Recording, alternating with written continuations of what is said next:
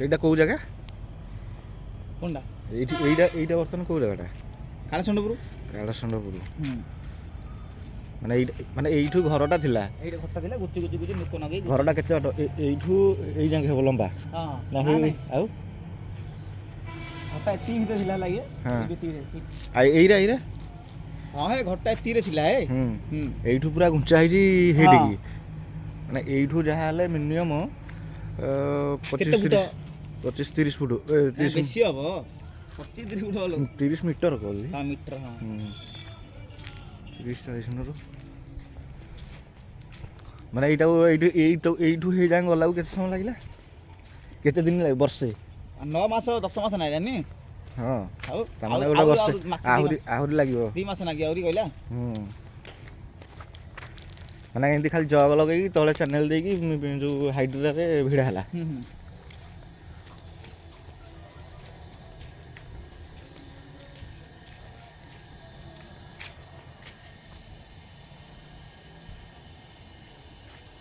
ଫାଳେ ଏମିତି କରିକି ପୁଣି ଯେମିତି ସେମିତି କରିବେ ଆଉ।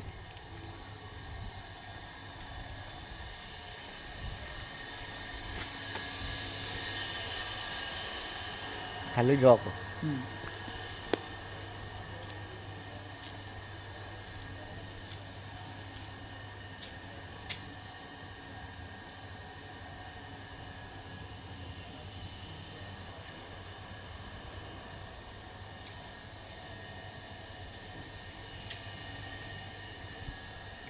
ମାନିବାକୁ ପଡ଼ିବ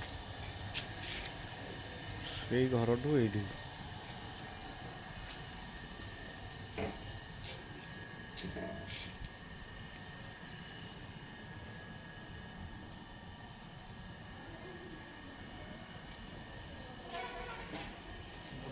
ସାମାନ କାଢ଼ା ହେଇଛି ଲାଗି।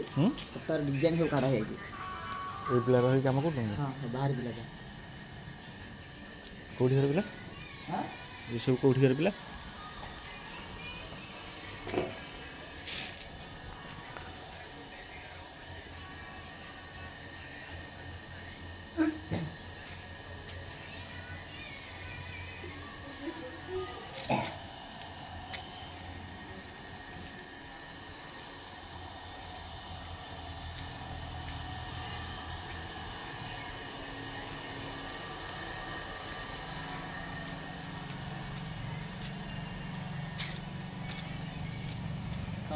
ସାର୍ ତାର ତାଟେ ଖାଇଛି ନା ଦେଖିଲି।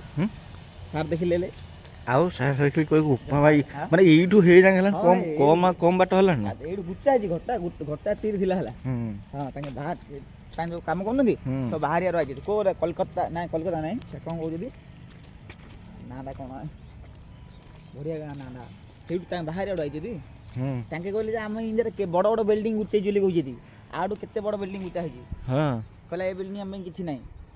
ଆଠୁ ବଡ଼ ବିଲ୍ଡିଂ ଉଚ୍ଚେଇଛି 6 ତାଲା। ଏଇଟା କେମିତି ଉଚ୍ଚା ହେଲା ଜାଣିଛ ନା କହିଲ? ରୋଡ଼ଟା ଯିବ ଏପଟେ, ଏଇପଟେ ଯିବ, ଏପଟେ ଯିବ। ରୋଡ଼ଟା କେମିତି ଜାଣିଛ ନା? କାଳେସଣ୍ଡପୁର ଗାଁ ଯେଉଁ ଟ୍ରାଫିକଟା ହେଉଛି ଛକଟା ଆଉ ଟ୍ରାଫିକ ହେବନି। ଏଇପଟେ ସିଧା ଗାଡ଼ି ଆଉ ଗୋଟେ ରୋଡ଼ ବାହାରିବ ଏପଟେ। ଆଚ୍ଛା ସେଇ ଯୋଗୁଁ ମାନେ ଏ ଯେଉଁ ଶଙ୍ଖଟା ପଡ଼ିଛି ଦେଖିଛ ତ? ଶଙ୍ଖ ବୋଲେ ନଦୀ ଶଙ୍ଖଟା ପଡ଼ିଛି। ନଦୀ ଶଙ୍ଖଟା କେମିତି ପଡ଼ିଛି ନା? କାହିଁକିନା ତା ଡେଟ୍ ଫେଲ୍ ହେଇଗଲାନି। ଆମ ଗାଁ ଜାଣିଥିବ ସେପଟେ ଗୋଟେ ଶଙ୍ଖ ପଡ଼ିଲା, ନୂଆ ଶଙ୍ଖ ସେଇଭଳିଆ ଆଉ। ହଁ ସେଇଭଳିଆ ଗୋଟେ ଶଙ୍ଖ ପଡ଼ିଲାନି। ବ୍ରିଜ ଗୋଟେ ପଡ଼ିଲା ନୂଆ। ଏବେ ଆଉ 2ଟା ଅଛି ପୋଲ, ମାନେ ସବୁ ପଡ଼ିଲାନି, ଆଉ 2ଟା ପୋଲ ଅଛି। ପାଣି ଆଇଲା ହେଲେ ପୋଲ ପକାଇନି।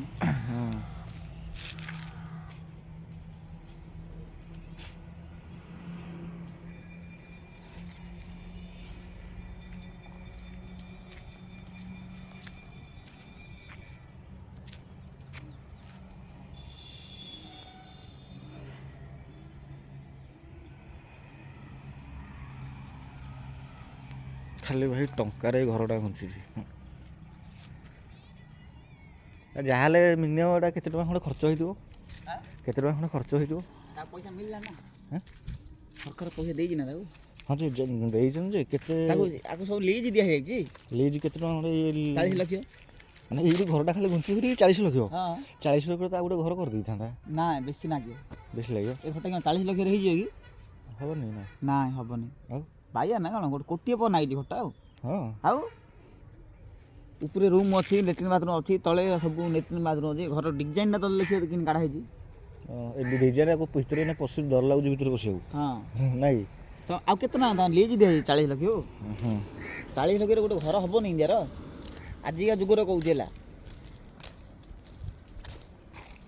ହେଇଯିବ ବାବୁ ଟିକେ ହୋଟେଲଟା କ'ଣ 40 ଲକ୍ଷରେ ହେଇଯାଇଛି? ଆଉ ନା ନାଇଁ, ଭିତର ହୋଟେଲଟା ଭିତରେ ତ ବଢ଼ିଆ ଡିଜାଇନ୍ ହେଇଛି।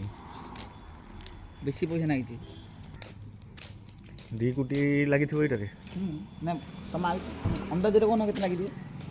ଏସି ଫେସି ଲାଗିକିରି କେତେ ଆସି ନାଗିଥିବ? 1 2 3 4 5 6 6 6 12ଟା। ଆଉ ରୁମ୍ ଯାହାର ଯେଉଁ ନାଗିଛି 6 6 12 ପୁଣି ହେକରେ 12 24ଟା ଏସି। 24ଟା ଅଛି।